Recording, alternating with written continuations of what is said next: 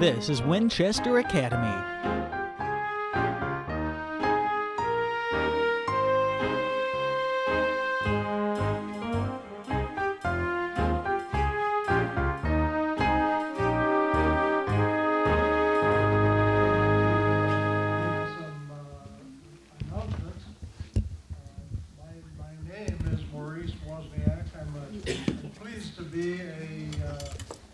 Member of the Board of Trustees of Winchester Academy, and that's a group of 18 trustees that meet monthly at a volunteer basis and put on these programs for you.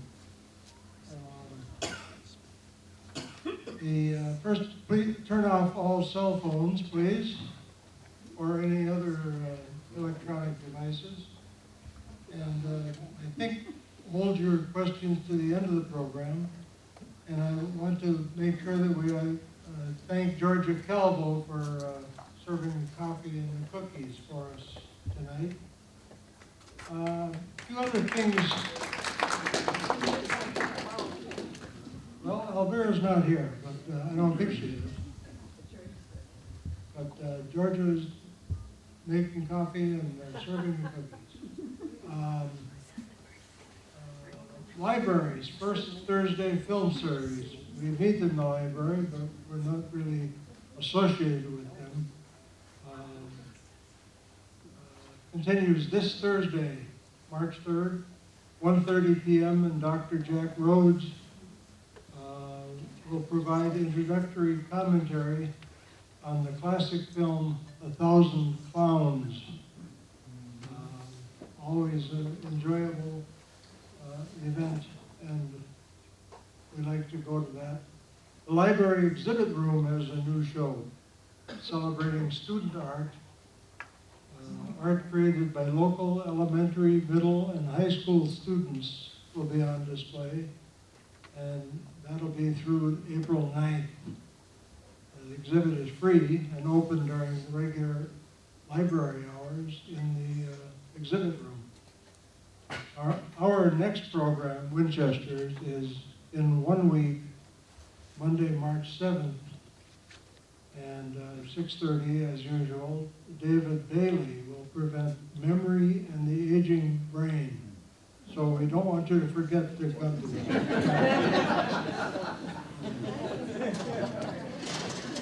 Tonight's program is sponsored by Vince and Ann Linden, and tonight's speaker is Peter Peregrine. I like when people's last names refer to what their program is about, because as you may have read in the newspaper, the WEIRD stands for Western Educated, Industrialized, Rich, and democratic cultures that have made up the American people. Peregrine, of course, is people who travel, and these Western educated, industrial, rich, and democratic people traveled from the place of our origin to here.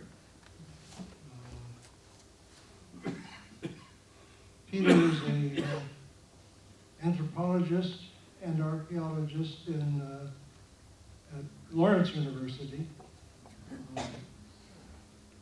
He's also this is in keeping with the Oscars from last night.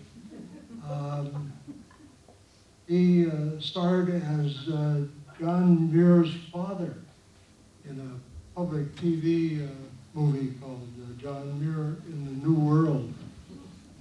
I think they picked him because he has a beard.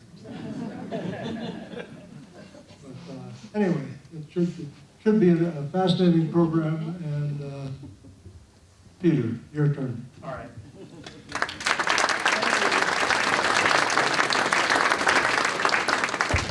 Can you hear me? Are the speakers working? Yes or no? Yes. Good. I just will mention John Muir in the New World. Interesting story. It also is Emmy Award winning, so I'm in an Emmy Award winning program. I starred in an Emmy Award winning movie. It won me for music. So, but I was cast by a former student who I had flunked in a class. And I don't know if you know it, but John Muir's father was horrendously abusive to John Muir. So I'm pretty sure it wasn't the beard. It was the grade that got me cast in that. All right. So the point of today's lecture is to talk about who we are as Americans, as citizens of the United States in a cultural framework. And we typically think of our culture as being normal, as being what it is natural for people to do. And everybody thinks that way.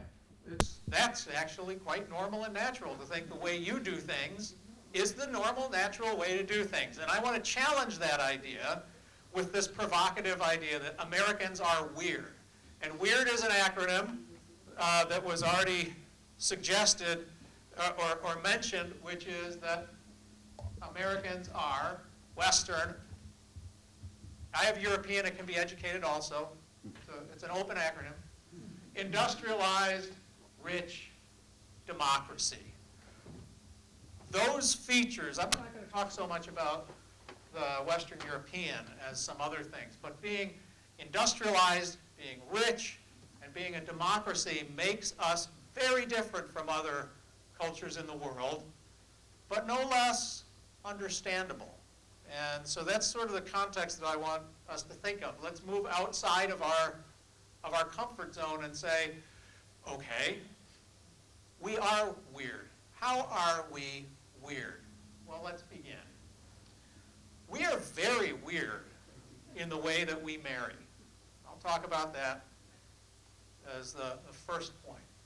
And I think, oh, we've heard all kinds of things. No, the marriage of one man to one woman is natural. That's how God intended it. Well, if we want to look at the described cultures on earth, that's not entirely true. Where we live after we marry? Well, of course. You go and create a house for yourself, right? Well, we're actually pretty unusual in that. Whom we marry? Well, what do you mean? You know who we marry. Well, we don't marry like a lot of people do. And what we call our relatives, well, they're aunts and uncles and cousins, right? Nice. A lot of different ways to call people. And then how we create social status. So we'll be going through those. So let's begin with the first thing, how we marry. This perhaps more than anything else has come up in recent years as being the way we do things is natural. It is God ordained. It is the way that we are supposed to be. One man, one woman, that's what it is. In fact, what we call that, I'll talk about marriage first. Marriage, to define this, socially sanctioned sexual and economic relationship that can produce legitimate offspring, or something like that. I'm not going to read off the slide. You can read off that, but that should be what about it says. Those are key. A marriage is not just a sexual liaison. Well, that's part of it. It's not just an economic relationship. Well, that's part of it. A key part is that it can produce legitimate children.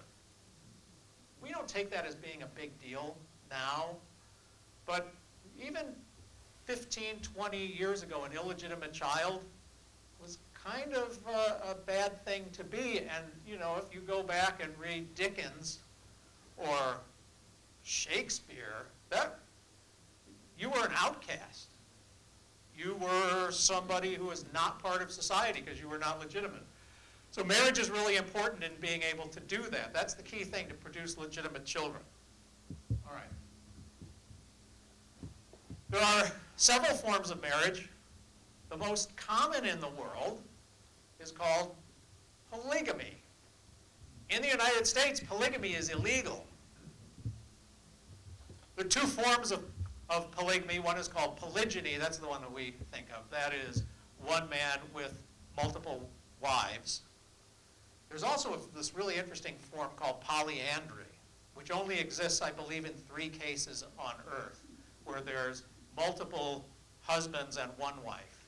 And I believe in all of those cases, the husbands are brothers, And the reason that exists is because farmland is inherited. The parcels have become so small that an individual brother could not survive on his own. And so they co-marry one woman to keep the land together. And then those offsprings also will continue that practice. Anyway, polygyny is actually quite common. We practice monogamy, or at least we say we do. And that's only about 15% of described cultures are strictly monogamous. We actually are a little weird in monogamy. Most of us, or apparently the majority, 50% or so, practice a form called serial monogamy, where we will have one spouse and then another spouse, and so be monogamous for a time, and then that's actually very unusual. But polygamy is the most common form. And we can talk about reasons for that. It makes actually quite a lot of sense. Monogamy, in many ways, doesn't make much sense because it really limits the ability for, remember these legitimate offspring, it limits the ability for legitimate offspring to have parents, a father in particular, who can give them a lot of wealth and authority. Well, why is that not important for us? First of all, we live in an industrial economy. For anthropologists, one of the basic things that we look to in order to understand why cultures do things they do is how they make a living. We live in an industrial world. So what that means is that we sell our labor to somebody else in return for money that we then use to go and buy things. Or we might be the owner of a business. We pay for labor that produces products or services. We get a part of that. Part of it goes to the overhead, and we go out and buy our things. In a sense, we're each individual. We each are autonomous business people that can pretty much handle things on our own. So that's one part of it. Second part of it is that we have what's called wealth-based social stratification. Social stratification is a pretty simple concept to understand. It is that there are levels of society. There are rich, there are poor. I think we all know that pretty well. But social stratification is institutionalized rich and poor. And in the United States, we like to think of ourselves as being egalitarian. If we look at this from the perspective of anthropological definitions, we actually aren't, because the vast differences in resources can be used to predict outcomes for children. And so if you are born very wealthy, you can use the knowledge of the amount of money that is in your household or your parents' education to predict with great accuracy your adult income and education level. And so we call that stratified. In cultures that are truly egalitarian, there is no relationship there. Anybody can achieve anything. Wealth-based means that we have recognized forms of wealth, and we have money. We'll talk about some more of that later on, but we have money. And what that means is that through wealth, an independent agent, an industrial worker, can achieve a certain position in society. And finally, we have a state-based political system. In a state-based political system, we have leaders who are able to govern by force. To understand that, we got to go back a little bit. If we were living 10,000 years ago, we would all be living in a form of political organization called a band.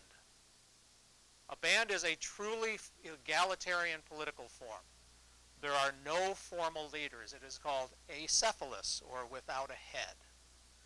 And you might experience this if you have some couples that you get together with on a routine basis, and there's one couple or one spouse who always has a really good idea of the restaurant to go to or the movie to go see. When they make a decision, that one works. there's probably another couple of spouses and probably husbands who, if they suggest the restaurant, or particularly the film, it's always horrible, terrible. So you never listen to that person, but you tend to listen to the other people, and that's how leadership happens in bands. Is that those people that usually have the good ideas or get things done or whatever, those are the ones you listen to, they gain authority. But recognize that authority isn't money-based. It's based on ability. It's based on their skills. Those are bands. We also have these things that are called tribes. And I'm going to just, for the ease of, tribes are defined by having what are called pan-tribal associations, which is one of those definitions that has the definition within the word within the definition itself, and so it does. So it takes a long time to explain that, so I'm not going to do it. We have chiefdoms, which actually, come to think of it, is the same thing, because chiefdoms have chiefs. But a chief is a person in a position of authority that is in authority because of their place in a kinship system. So grandpa runs things in the household because grandpa runs things in the household, right? This is the same thing. The chief runs things because the chief is the chief. The chief is the head of the kinship group, and so they're in charge. It turns out that you can only have a chiefdom up to about 10,000 people. Once you get bigger than that, those bonds of kinship are so tenuous that the authority of the chief can't be maintained. And so when societies get bigger than that, they turn into states, and the authority structure shifts from one of bonds of kinship or bonds of ability to bonds of law and force. Somebody is the political leader because they have been elected to that position. Someone is the political leader because they are the son of the previous king. They're the political leader because they control the military. So those are what happen in states. In states, people are not bound tightly into kinship groups. And so they are autonomous. And so the whole point of this becomes that we're in weird cultures like ours, monogamous families can support themselves because they're autonomous. We're in an industrial economy where a single individual or a couple can support themselves by working. They can create their own wealth and create their own position in life by themselves, not by having to tie themselves to anyone else or be in a certain position in a kinship structure. And they're autonomous within the political system. They're not tied to a particular band or a particular chief. They can do whatever they want. And so they have the ability to be independent agents, and they can be monogamous. And that's, in the described cultures, it's very rare. I want to point out, when I say described cultures, I don't mean cultures now. I mean those that have been ethnographically documented going back to the mid-1600s. So today, monogamy is actually very common around the world. 200 or 300 years ago, it was quite rare around the world. And even if we go back to it, I'm always surprised at how biblically illiterate supposed aggressive Christians and Jews can be. But the people that are, some of the people that are strongly defending one man, one woman makes a marriage forgets that the patriarchs all were polygamous.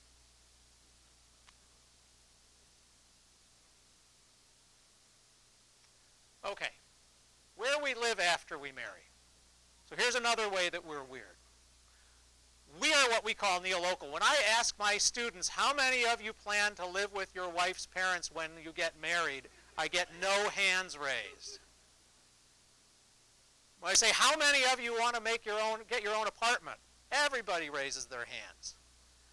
That's what we call neolocality. A married couple goes and sets up their own household. It is very rare in the described cultures. Only about 12% of described cultures, and there's about 3,000 described cultures.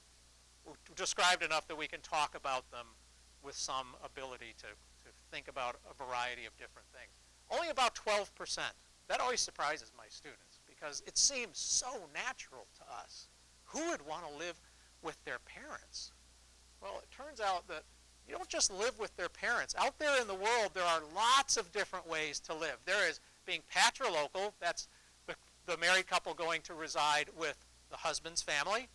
Matrilocal, the mother's family.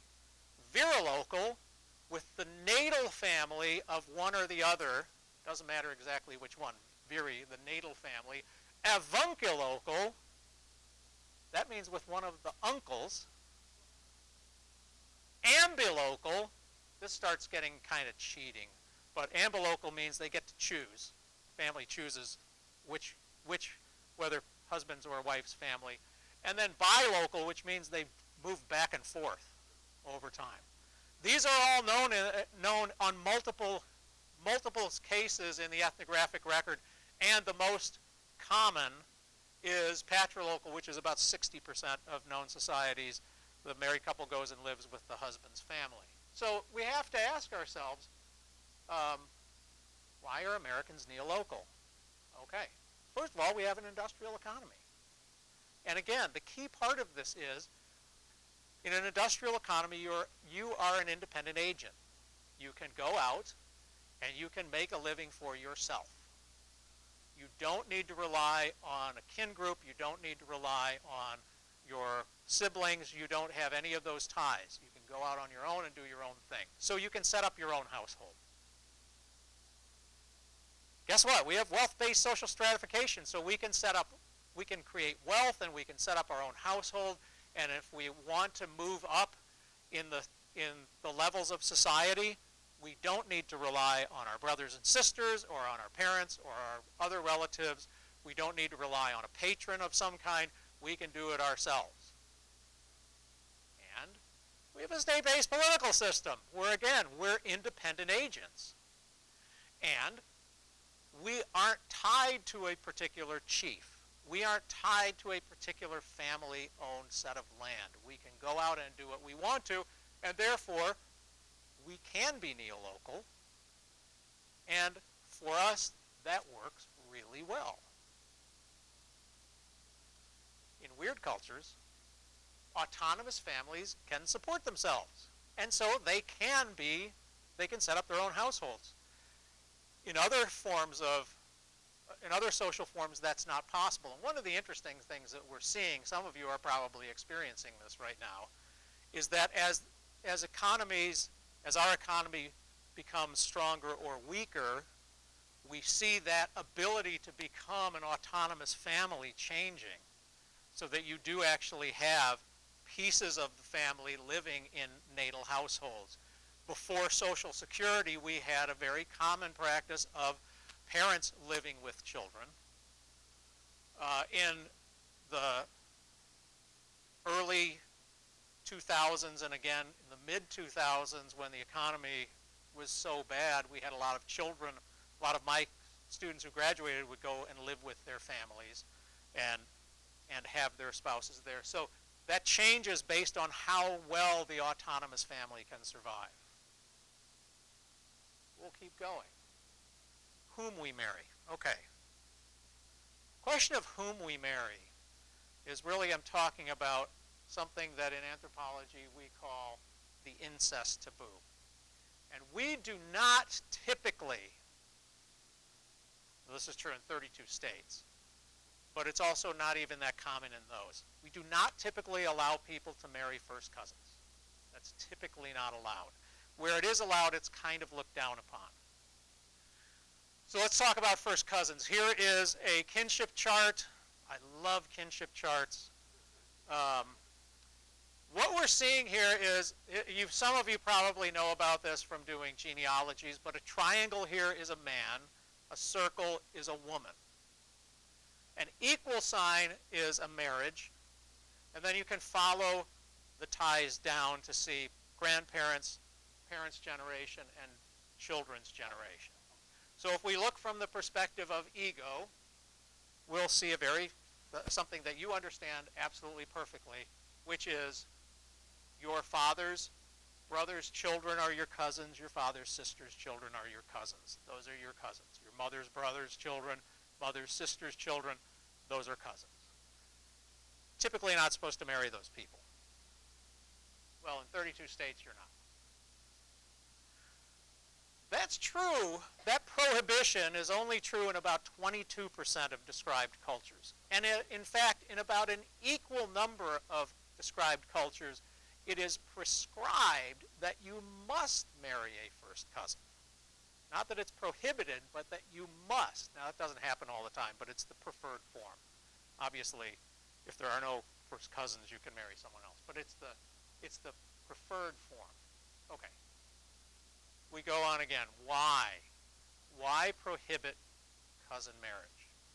It's going to come back to a lot of the same things, isn't it? But now we're going to go off on a little bit of a tangent, and that is a thing called the incest taboo. Human beings have a taboo against incest. In other words, it is fundamentally wrong. It is a fundamental violation of what is natural to have a sexual relationship with a close relative. In all human cultures, it is prohibited to have sexual relationships with a parent. Every known human culture, that is unacceptable. In every known human culture, it is pretty much unacceptable to have sexual relations with a brother or sister. The only time when that is violated is in an elite kingly group in some unusual circumstances. The one that may be most familiar to you is Hawaii, where because of other stuff that we don't need to go into of how descent is charted, the woman actually doesn't have anyone she could possibly marry except for a male sibling. And male sibling is actually defined a little bit different than we do. But we extend the incest taboo to cousins. Here's the interesting thing. Not everybody describes what cousins are the same way. So if we look here, we have a kinship system that's quite common around the world. About half of the world's known cultures have a kinship system like this. It's called Iroquois or Iroquois, and it is named after the native peoples in New York State, the Iroquois or Iroquois, Oneida, closer to us, and Stockbridge, closer to us. Their system of charting kinship is one that recognizes the importance of descent. And so what happens is, for Iroquois, they practice what is called matrilineal descent. You get membership in a descent group from your mother. So if we were going to go down this chart, this person and that person and that person all gained membership in a descent group from their mother. These children gained membership in a descent group from that person. So they are not in the same descent group as these children who got their descent membership from their mother, or you as ego, because you got your descent membership from your mother. Therefore, these people are actually your brothers and sisters in that system of reckoning. Your brother and sister. These people are mother and mother. That person is your aunt, and that person is a very special person called mother's brother, who you might actually go and live with after you get married if you practice avuncle local residence. Okay. If you think about it, the incest taboo universally says you cannot marry you cannot have sexual relations with your brothers and sisters. Well, now these are brothers and sisters, right? You can't have sexual relations with them. So those cousins are cut off. What we would call cousins, they're calling brothers and sisters. So incest taboo comes into play. With these people, well, they're cousins again. And in fact, in this system, these guys would actually be preferred marriage partners. They're what are called cross cousins this particular case, cross cousins on the father's side. Sorry, I'm wrong. In this system, these are preferred marriage partners, cross cousins on the mother's side. They're actually considered somewhat closer because you have this guy, which is the uncle. So they're sort of preferred marriage partners. But see how that can work out? You have these different forms of cousins, some of which are considered brothers and sisters. And by the way, these are brothers and sisters usually because if you actually go through this system, it will turn out that in many cases, this person and that person are the same person. Just because of the desirability of marrying cross cousins, it'll end up folding over one another. And I think I got that right, but I actually have to go sit down and chart it out to figure out. I think it's these ones are the preferred marriage partner. I'd have to go back and look at that again. The Omaha, from who we know from the Great Plains, and the Crow, who we know from the Great Plains, have much more strict rules, and they actually make it easier to figure out which one's which. Because on the wrong side, they actually are called aunt and uncle all the way down. Regardless of generation, they're always your aunt and uncle, not your cousin. Anyway, okay. So you see what I'm getting at? Defining cousins differently makes for different sets of relationships, even though if we look biologically, they're in the same relationship. People define that differently. And in fact, if we start thinking about ourselves, which we will, the way we define our relatives is actually weird. Okay. So what's going on here? Why do we prohibit cousin marriages? Or at least a lot of us. And a big part of the answer is in weird cultures, families are independent. And so, if we get into a theory of why, of one form of why we make marriages the way we do, one of the predominant theories in anthropology is that marriage is a form of making alliances between larger family groups. And you want to connect to a particular family group for a reason, that they are large, and so there's lots of labor there. They have lots of land. They are rich.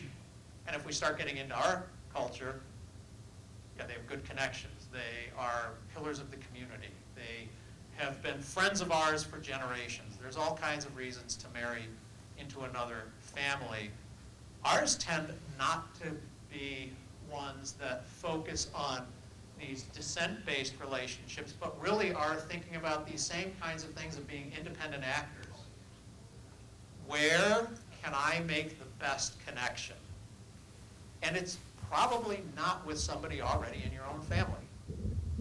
It's probably with a whole different family. And so to make sure that our children are marrying outside of our group, making those alliances that might help our family, we prohibit cousin marriage in 32 states.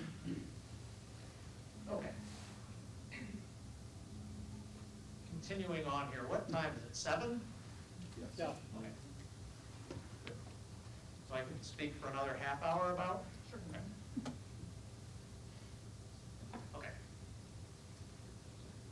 Because this starts getting a little bit long here in this part. And then it gets easy again. We're very unusual in what we call our relatives. And this is where we have to start thinking a little bit out of the box, I think.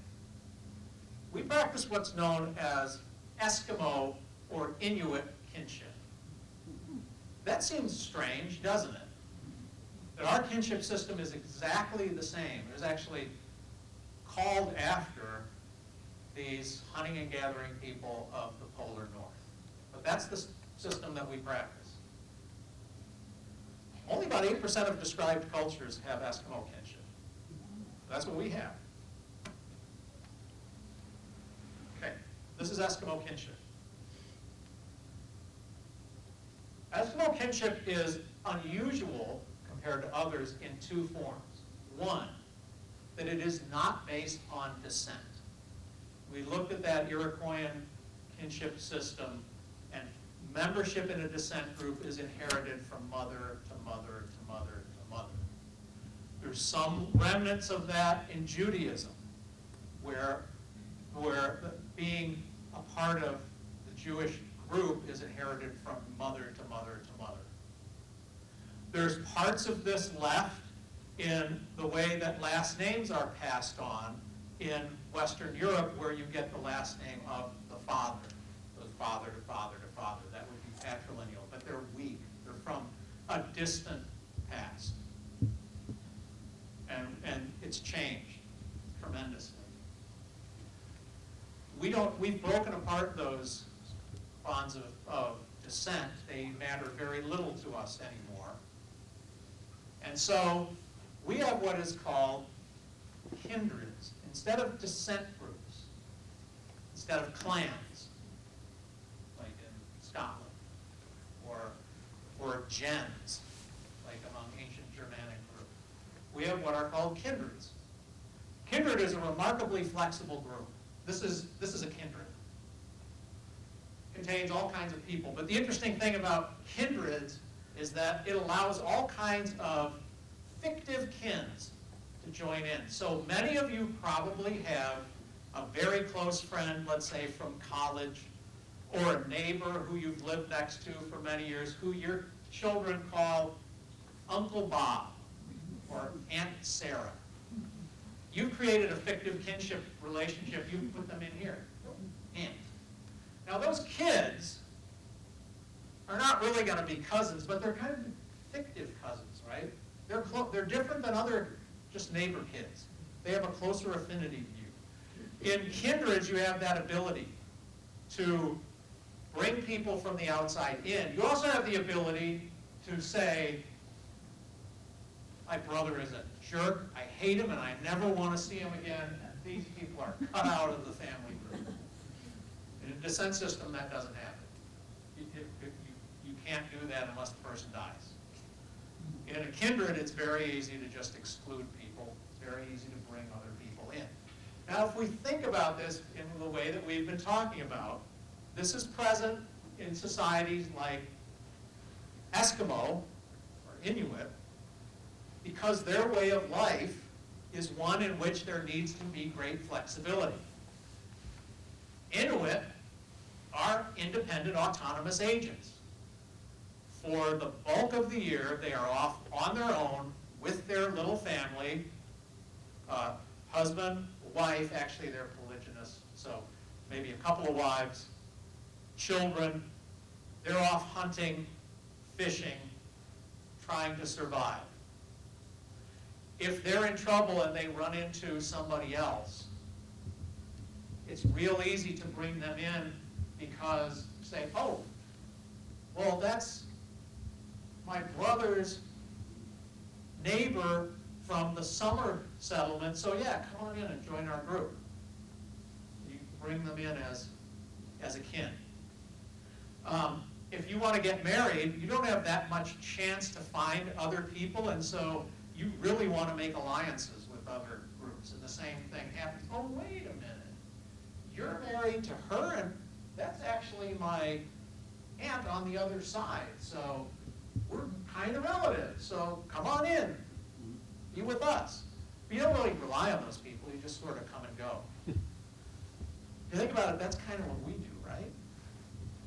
As independent agents, as autonomous agents, we will go out as young people to Chicago, get a job, and try to make connections somewhere. Oh, well, my dad's cousin's son lives here.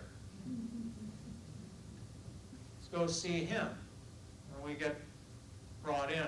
In my own family, there are, what is it now? It is my sister-in-law's brother and his wife and children are a tight part of our kindred, of my family's kindred. And it's exactly because of that. They moved to Chicago. It was the in-law's brother, right? Not a very close relationship, but now they are part of the kindred. Our kids have grown up together and they're part of the kindred. That's what happens when you have these autonomous, independent agents. It works really well. There are a lot of other forms. Iroquois we've looked at. In Iroquois, because of the descent system, these two people are, actually I can go back up to that and show you that. There we go. Yeah. These two people are the same, mother and mother.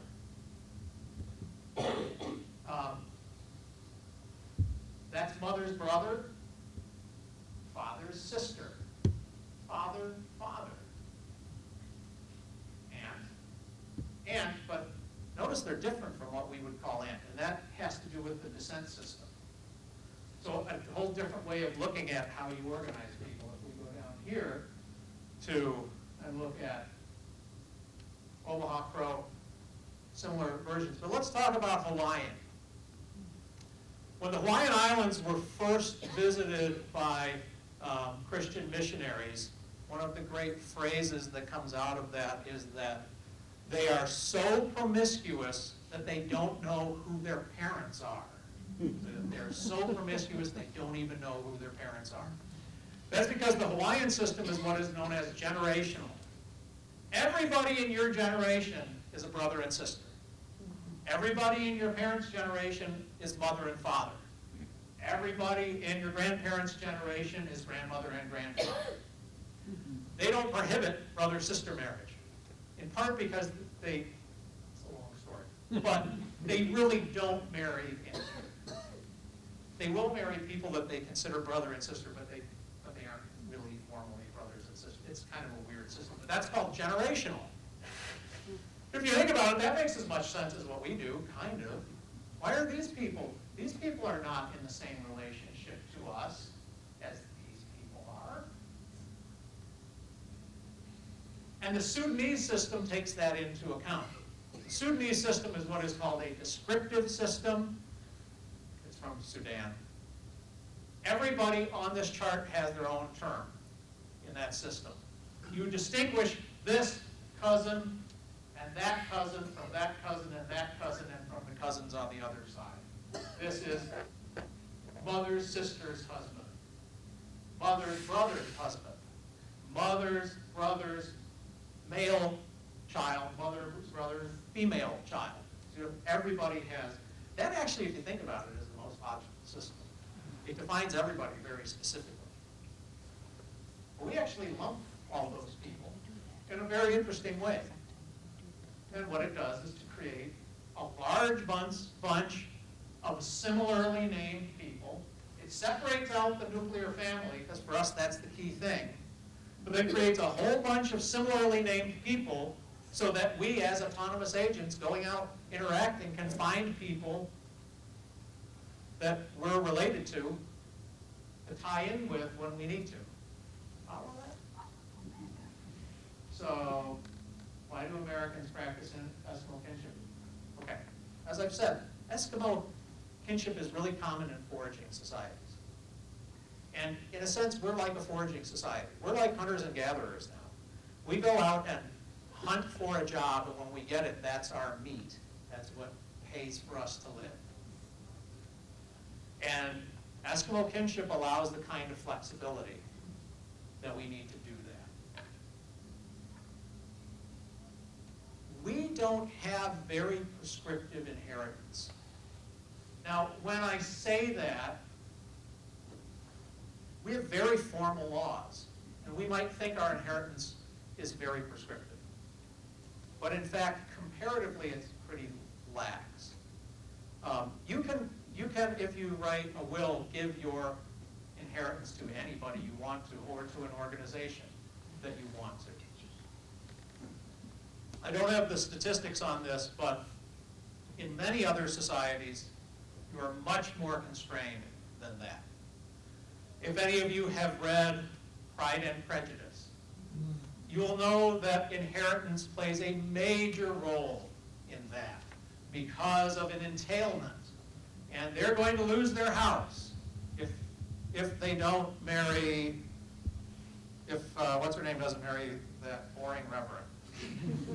But that doesn't matter. They're either going to lose their house because that very formal, that's what I'm talking about with prescriptive inheritance.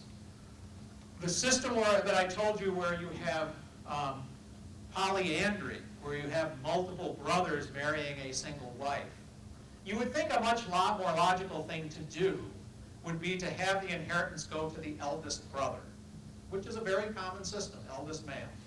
And then the other brothers, well, tough, they got to go out and get their own thing. That system, the systems that have that, have very rigid and prescriptive descent systems so that whatever land is held is divided equally among the male children. That's how it is. There's no fiddling with it.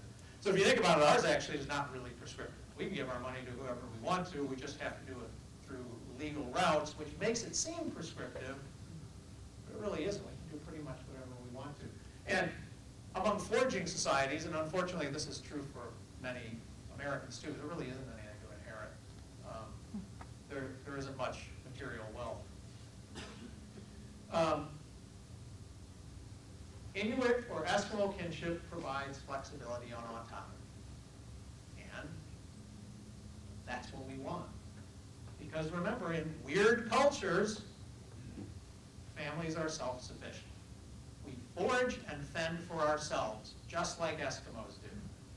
We go out, we find our meat in the form of a job, we kill it by working hard, and we provide for ourselves. So it's not really unusual. It kind of makes sense we have the same kinship structure as a hunter and gatherer. Last point in which I'm at least pointing out that we're weird is that we're weird in how we create social status. All societies have statuses. Even the most autonomous, the most acephalous band has some level of status. And status can be gained in lots of ways. It can be gained by bullying. It can be gained by having great skill at something. It can be gained by being wise. It can be gained by having great oratorial skills. Oratorial skills. And all of those occur around the world where status is gained through those ways.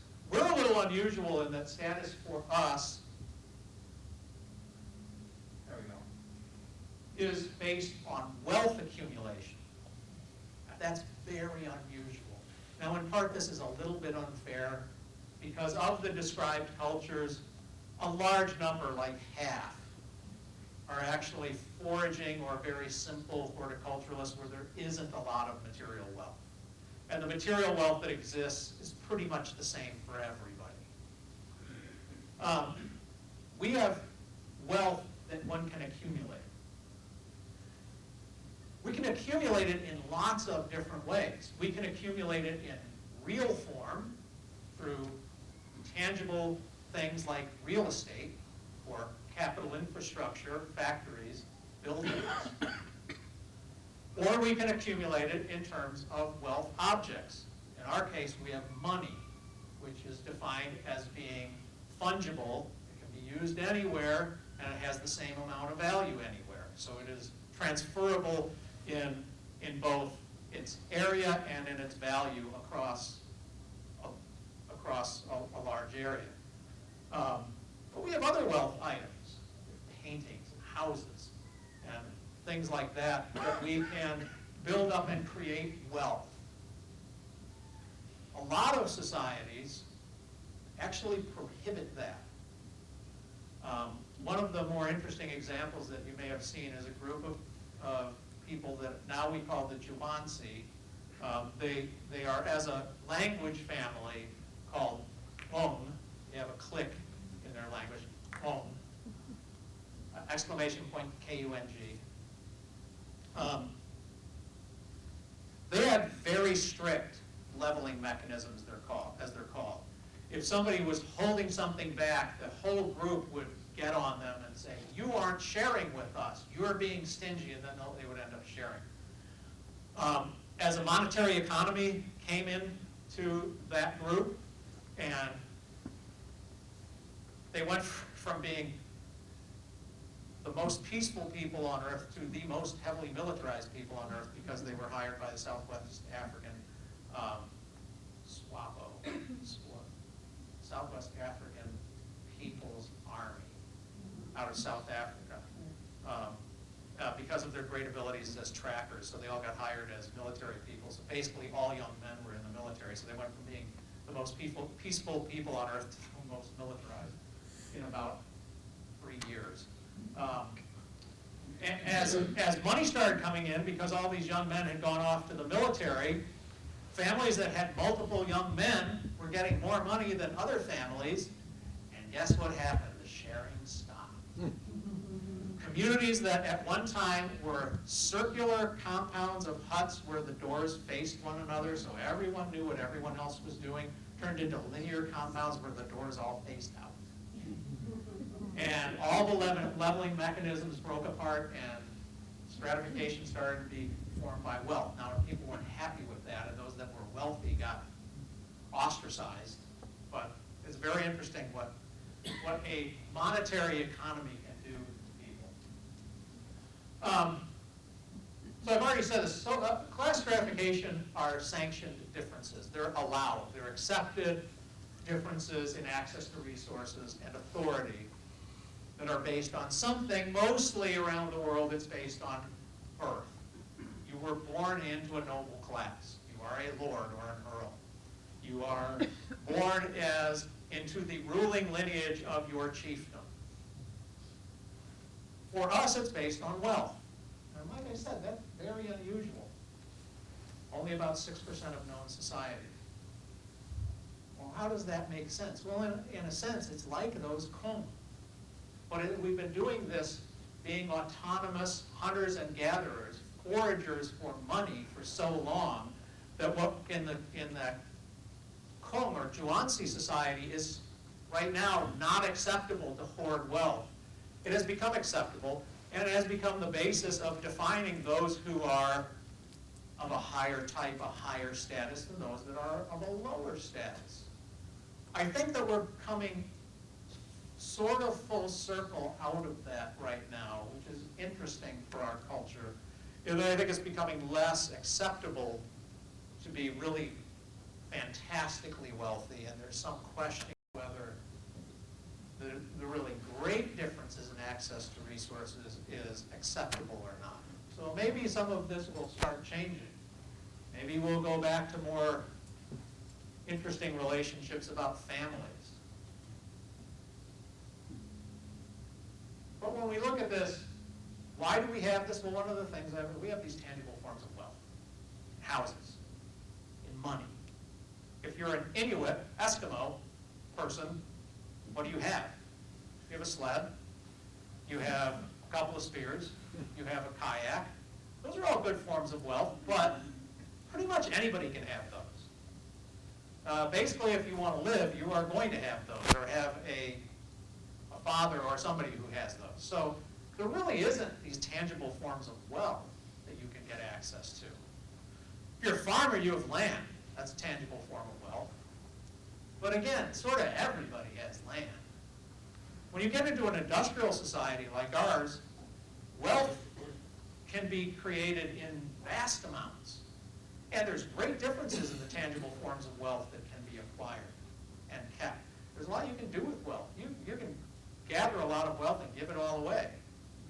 Or you can gather a lot of wealth and keep it. There's lots of different things you can do. We also have laws that allow us to pass wealth on.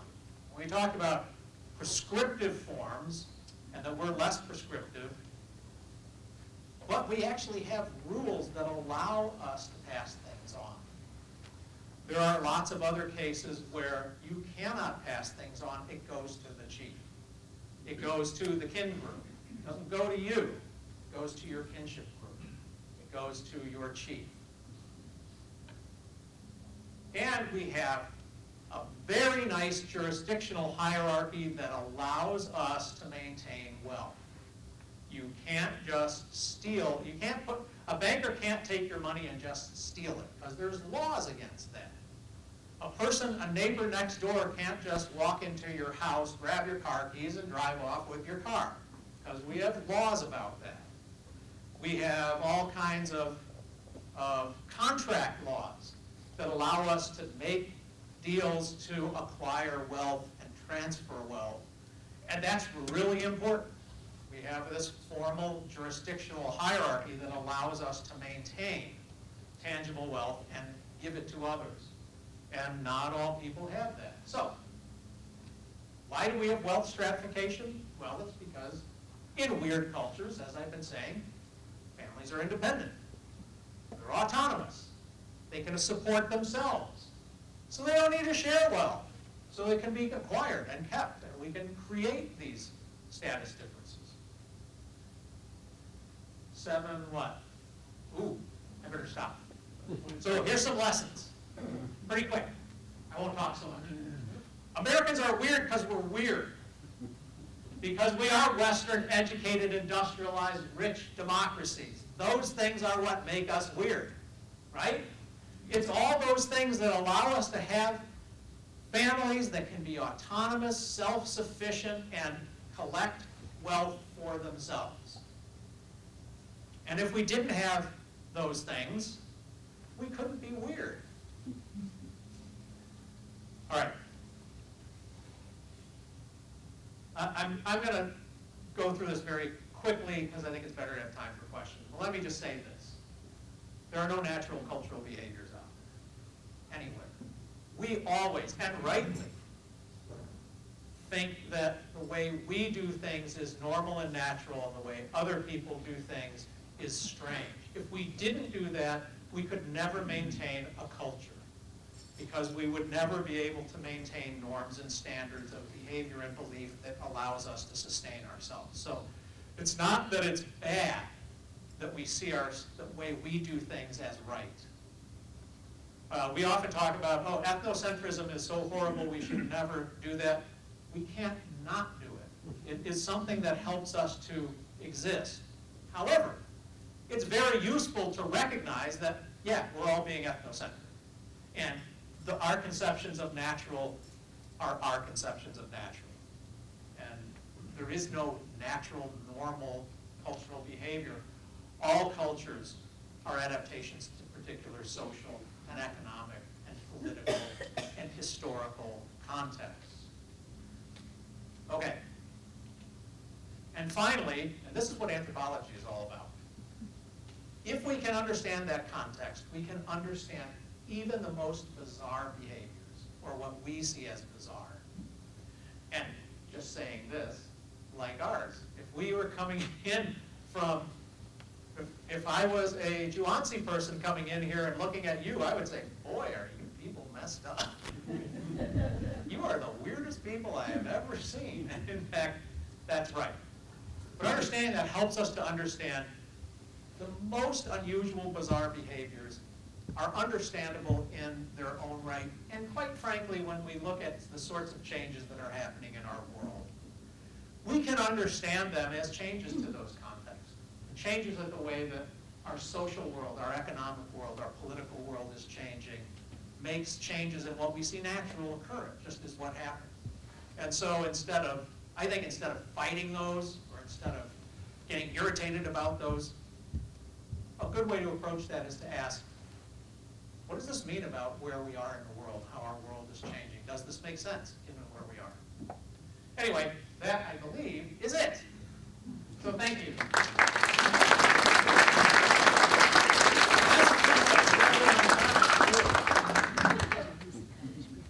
So questions, I hope there are questions. This was something of a provocative talk, I hope.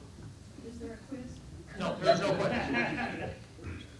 Raise your hand if you have a question, and we'll let you talk into the microphone. There's one right here. Americans see themselves as idealistic. How does the sort of faith or belief system tie into the cultural context of necessity? And Hey, let's see read. that we do things because of a value system, and I don't see how that plays into the cultural and the value system, how those interact. All right, so the question is, how does the cultural system and the value system interact? Very good question. There are two ways to address that, at least anthropologically. One of them comes out of a guy named Hegel. It's a Hegelian version of it, and that is that the ideas, the belief systems are what shape how people act. What most anthropologists see is the other way, so I will call it an anthropological way, that it is the way people live their daily lives, the way that they make a living out in their world, the way that they interact socially, that creates the norms that are believed to be right. And one of the interesting things is that one can look at the entire process of history, if you think of it that way, as a working out of the conflicts between the norms that exist from stuff that has happened back here, and you've built up these norms, but now what's happening has changed, and so the norms kind of have to change with it, but that conflict is actually what shapes all of history. All of those, well, let's put it this way. If our religious system said that it was wrong to eat meat, but then we got into some context where meat was a basic resource we needed to rely on, there would be a deep conflict there. And something cultural, something in the norms of society is going to have to change. We're going to have to create something and to allow us to keep living. So that's, I hope that was sort of a high-level answer. The answer is just 'cause. Yes. Go ahead. I guess I'll wait for a hand. Okay. Democracy is a big part of being weird. It is. I didn't talk about it. Democracy is changing a lot thanks to perhaps a Supreme Court decision that says corporations are people.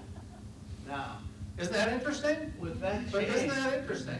those people that are corporations can spend maybe billions to decide what our government is. Does that make a big difference? What weird. Okay, so I'm going to make everybody mad, but I'm real good at that. It has been determined by people smarter than me that we no longer live in a democracy. We live in an oligarchy. And in fact, if we go back to Plato, to Plato's Republic, if any of you are Lawrence graduates since 1946, you have read Plato's Republic. So I want you to remember what the second to last chapter before the horrible theory of art chapter talks about. It talks about, what does he call it? Lesser societies or lower order polities or something.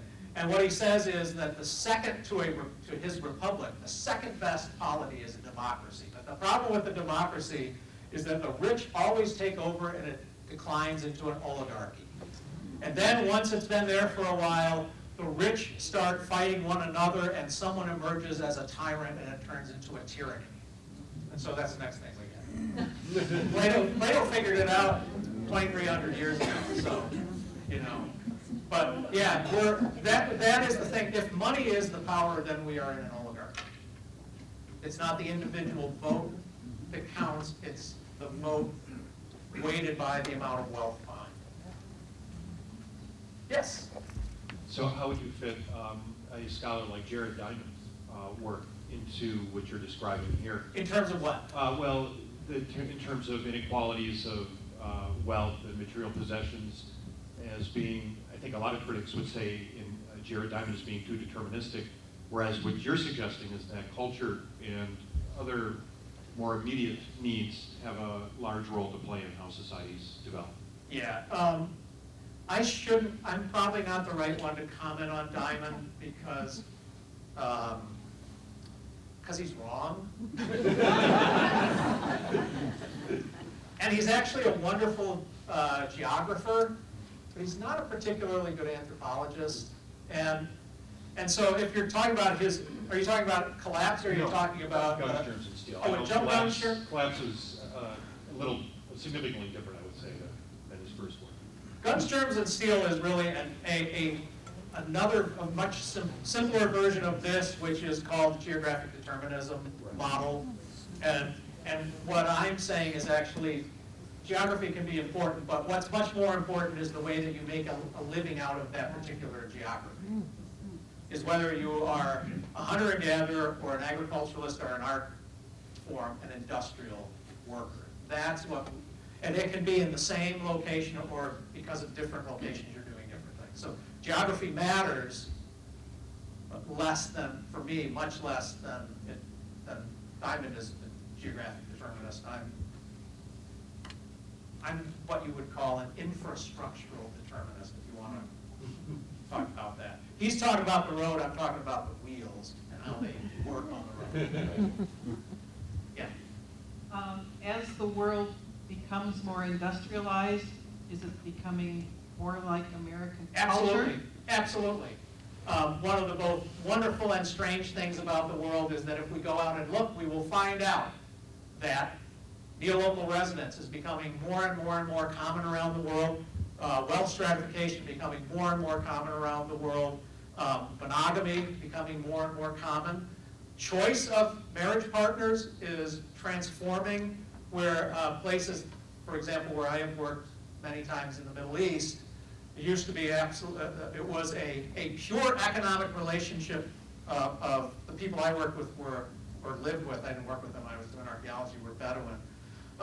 It was between the heads of households in a purely economic relationship of a dowry, of how marriages were created. Not a, well, unfortunately now everybody that I work with is probably dead or moved. I worked in North Syria, which actually in Raqqa province, which is ISIS territory now. But before that happened, that system had broken down, and people were arranging their own marriages, doing their own things. So I think actually, this is what we call globalization. It really is a strong phenomenon. And it's related to these things that make perfect sense. We create cultural ways of living that make sense and help us live in the world we have.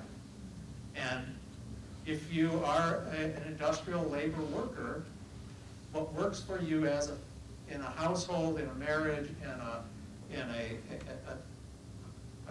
family context is different than if you are a small person in a large lineage working a big plot of commonly owned land. Mm-hmm.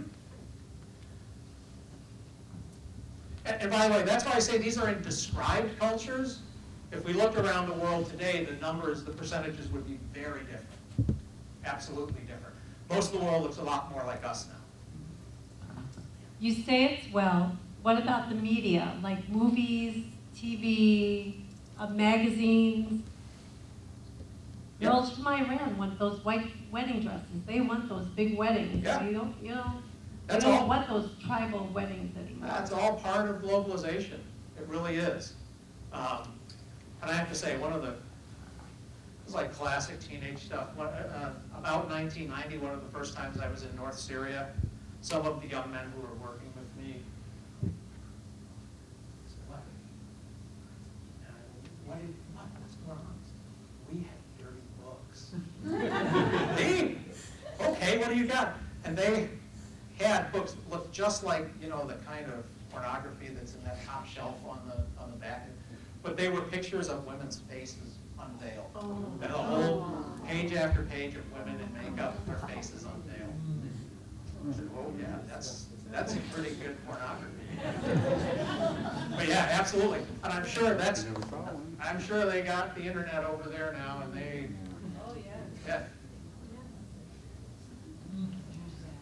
Comment on the social change in our society where the divorce and more and more couples living outside of marriage is being accepted as such. Isn't that interesting? Yes, it is. Yes. So that the question of creating a legitimate child is less important for us now. And that has to be, I think, because it ties to heritable wealth and the importance of passing wealth on to legitimate children. I think that's not as important to us anymore. The norms are we can pass the wealth on and support children. It doesn't matter who's who.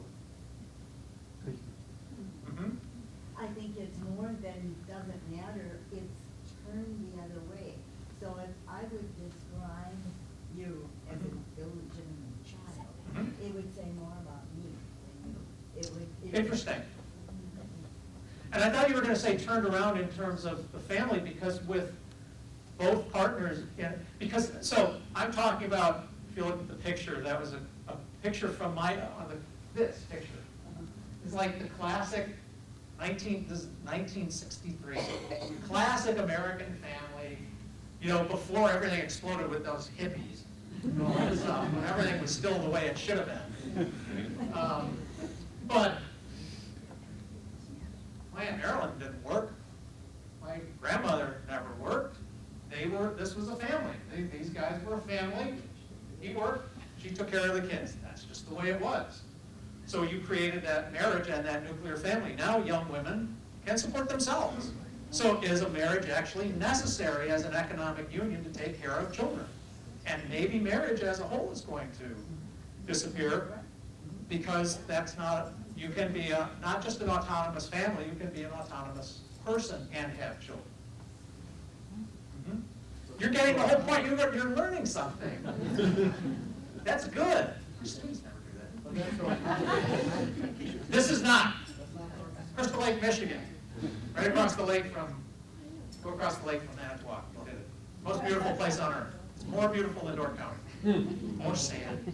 In that same vein, with the passing of laws for gay and lesbian marriages and the children of those, I think that fits into that same element of legitimacy that didn't exist before. And this is one of the really interesting cases that you can look at, where we see existing norms of behavior that are conflicting with existing ways of life, and so we very rightly have a big fight about that. But I guess the point that fight is really important to have, but it's really unfair to say, I'm arguing for what's normal and natural. What you're arguing for is a system that has worked for a long time, and you're wanting to change it. Not that this is the way it's supposed to be for human beings. This has worked for a long time. Why do we want to change it? That's a more appropriate way of putting it.